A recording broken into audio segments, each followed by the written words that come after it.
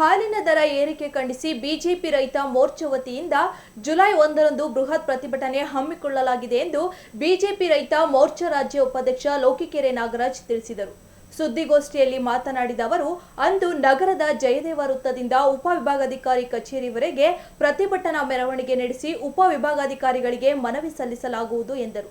ರಾಜ್ಯದಲ್ಲಿ ನಿತ್ಯ ಹಾಲಿನ ಉತ್ಪಾದನೆ 1 ಕೋಟಿ ಲೀಟರ್ ಇದ್ದು, ಹಾಲಿನ ದರ ಹೆಚ್ಚಳ ಮಾಡಿರುವುದು ಹಾಸ್ಯಾಸ್ಪದವಾಗಿದೆ ಎಂದ ಅವರು, ಯಾವುದೇ ಉತ್ಪನ್ನಗಳ ಅಭಾವವಾದಾಗ ದರ ಹೆಚ್ಚಳವಾಗುವುದು ಸಾಮಾನ್ಯ.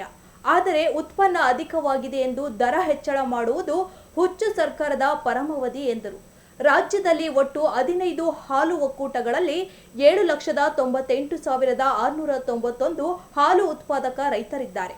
ಇವರಿಗೆ ಆಗಸ್ಟ್ 2023ರಿಂದ ಮಾರ್ಚ್ 2024ರವರೆಗೆ ಒಟ್ಟು 8 ತಿಂಗಳ 1,083 ಕೋಟಿ ರು ಪ್ರೋತ್ಸಾಹಧನ ಬಾಕಿ ಇದೆ.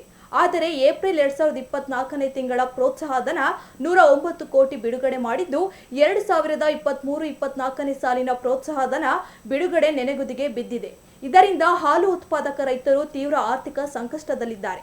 ತಕ್ಷಣ ಹಾಲಿನ ಪ್ರೋತ್ಸಾಹಧನ ಬಿಡುಗಡೆ ಮಾಡಬೇಕು ಎಂದು ಒತ್ತಾಯಿಸಿದರು. ಸುದ್ದಿಗೋಷ್ಠಿಯಲ್ಲಿ ಬಿಜೆಪಿ ಮುಖಂಡರಾದ ಚಂದ್ರಶೇಖರ್ ಪೂಜಾರ್, ಶಿರಮಗೊಂಡನಹಳ್ಳಿ ಮಂಜುನಾಥ್, ಬಾತಿ ಶಿವಕುಮಾರ್, ಅಣಬೇರು ಶಿವಪ್ರಕಾಶ್, ಈಶ್ವರಪ್ಪ, ಮಂಜುನಾಥ್ ಇದ್ದರು. ತಮ್ಮೆಲ್ಲ ಗೊತ್ತಿರುವಂತೆ ಈ ಒಂದು ವರ್ಷದ ಹಿಂದೆ ಆಡಳಿತಕ್ಕೆ ಬಂದಂಥ ಕಾಂಗ್ರೆಸ್ ಸರ್ಕಾರ ಸುಮಾರು 5 ಪುಕ್ಕಟೆ ಭರವಸೆಗಳನ್ನ ಕೊಡೋದ್ರ ಮುಖಾಂತರ ಅಧಿಕಾರಕ್ಕೆ ಬಂದು ಇವತ್ತು ರೈತರಿಗೆ ಮತ್ತು ಮತದಾರರಿಗೆ ಒಂದು ಶಾಪ ಆಗಿದೆ ಅಂದರೆ ತಪ್ಪಾಗಲಾರ್ದು. ಯಾಕೆಂದರೆ ತಾವೆಲ್ಲ ನೋಡ್ತಾ ಇದ್ದೀರಿ, ಈ ಸರ್ಕಾರ ಅಧಿಕಾರಕ್ಕೆ ಬಂದ ನಂತರ ಪ್ರತಿಯೊಂದು ಬೆಲೆ ಏರಿಕೆ ಮಾಡ್ತಿದ್ದಾರೆ. ಮೊದಲನೇದಾಗಿ 200 ಯೂನಿಟ್ ಫ್ರೀ ವಿದ್ಯುತ್ ಕೊಡ್ತೀವಿ ಅಂದರು, ಮತ್ತು ಅದಕ್ಕೆ ಅನೇಕ ಕಾನೂನುಗಳು ಹಾಕಿದರು. ಜೊತೆಗೆ ವಿದ್ಯುತ್ ದರ ಜಾಸ್ತಿ ಮಾಡಿದರು. ತದನಂತರ ಮದ್ಯದ ದರ ಜಾಸ್ತಿ ಮಾಡಿದರು, ಸಬ್ ರಿಜಿಸ್ಟ್ರು ವ್ಯಾಲ್ಯೂ ಜಾಸ್ತಿ ಮಾಡಿದರು, ನೋಂದಣಿ ಶುಲ್ಕ ಜಾಸ್ತಿ ಮಾಡಿದರು, ಆಸ್ತಿ ತೆರಿಗೆ ಜಾಸ್ತಿ ಮಾಡಿದರು. ಅದಾದ ನಂತರ ದಿನಬಳಕೆ ವಸ್ತುಗಳ ದರ ಜಾಸ್ತಿ ಮಾಡಿದರು. ಅದಾದ ನಂತರ ಪೆಟ್ರೋಲ್ ಡೀಸೆಲ್ ಬೆಲೆ ಜಾಸ್ತಿ ಮಾಡಿದರು.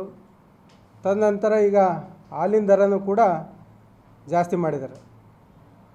ನಾವು ನೋಡ್ತಿದ್ದೀವಿ, ಈ ಸರ್ಕಾರ ಬಂದ್ಕಿಲಿಗೂ ಒಂದು ಶಾಪವಾಗಿ ಇವತ್ತು ರೈತರಿಗೆ ಮತ್ತು ಮತ ಹಾಕಿದಂಥ ಮತದಾರರು ಇವತ್ತು ಎಲ್ಲೋ ಒಂದು ಕಡೆ ಪಶ್ಚಾತ್ತಾಪ ಪಡೋಂಥ ಒಂದು ಪರಿಸ್ಥಿತಿ ಬಂದಿದೆ ಅಂದರೆ ತಪ್ಪಾಗಲಾರ್ದು.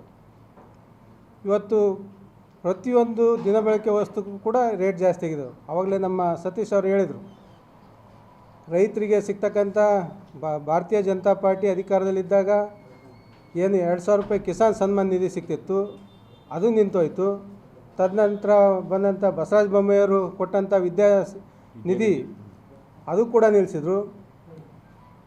ತದನಂತರ ಡೀಸೆಲ್ಲು ಸಬ್ಸಿಡಿ ಕೊಡ್ತಾಯಿತ್ತು ರೈತರಿಗೆ ಇಷ್ಟು ಅಂತೇಳಿ, ಪ್ರತಿ ರೈತರಿಗೆ ಅಂತೇಳಿ ಸಬ್ಸಿಡಿ ಕೊಡ್ತಾಯಿತ್ತು, ಅದನ್ನು ಕೂಡ ನಿಲ್ಲಿಸಿದ್ರು. ಇವತ್ತು ಡೀಸೆಲ್ ದರ ಜಾಸ್ತಿ ಆಗೋದ್ರ ಜೊತೆಗೆ ಬಿತ್ತನೆ ಬೀಜದ ದರನೂ ಜಾಸ್ತಿ ಆಗಿರೋದ್ರಿಂದ ಎಲ್ಲ ಒಂದು ಕಡೆ ಹೋದ ವರ್ಷ ಬರಗಾಲದಿಂದ ಬಳಲಿದ್ದ ರೈತ ಈ ವರ್ಷ ಸ್ವಲ್ಪ ಏನೋ ಮಳೆ ಆಯಿತು ಅಂತೇಳಿ ಮತ್ತೆ ಕಷ್ಟಪಟ್ಟು ಉಳುಮೆ ಮಾಡಿ ಬಿತ್ತನೆ ಮಾಡಿದ್ದಾನೆ. ಒಂದು ಕಡೆ ಸುಮಾರು 60-70% ಈಗ ಆಲ್ರೆಡಿ ಬಿತ್ತನೆ ಆಗಿದೆ. ಅದರಲ್ಲಿ ಇವಾಗ ಮತ್ತೆ ಮಳೆ ಇಲ್ಲದೇ ಮತ್ತೆ ಒಣಗ್ತಾ ಇದೆ ಬೆಳೆ. ಆ ಥರ ಏನಾರು ಆದರೆ ಇವತ್ತು ರೈತರ ಸ್ಥಿತಿ ಭಾಳ ಅಘೋರ ಅಂದರೆ ತಪ್ಪಾಗಲಾರ್ದು. ಇಂಥ ಸಮಯದಲ್ಲಿ ಹಾಲಿನ ದರನೂ ಕೂಡ ಹೆಚ್ಚು ಮಾಡೋದ್ರ ಜೊತೆಗೆ ರೈತರಿಗೆ ಕೊಡ್ತೀವಿ ಅಂತ ಹೇಳ್ತಾರೆ. ಉಪಮುಖ್ಯಮಂತ್ರಿಗಳು ಹೇಳ್ತಾರೆ ಇನ್ನೂ ಹೆಚ್ಚಿಗೆ ಮಾಡಿದರೆ ತಪ್ಪಿಲ್ಲ, ರೈತರಿಗೆ ಲಾಭ ಆಗ್ತೈತೆ ಅಂತೇಳಿ. ಈ 2 ರೂಪಾಯಿ ಜಾಸ್ತಿ ಮಾಡಿದ್ದು ರೈತರಿಗೆ ಕೊಟ್ಟಿದ್ರೆ ಇದು ಯಾರ್ದು ಅಭ್ಯಂತರ ಇರಲಿಲ್ಲ.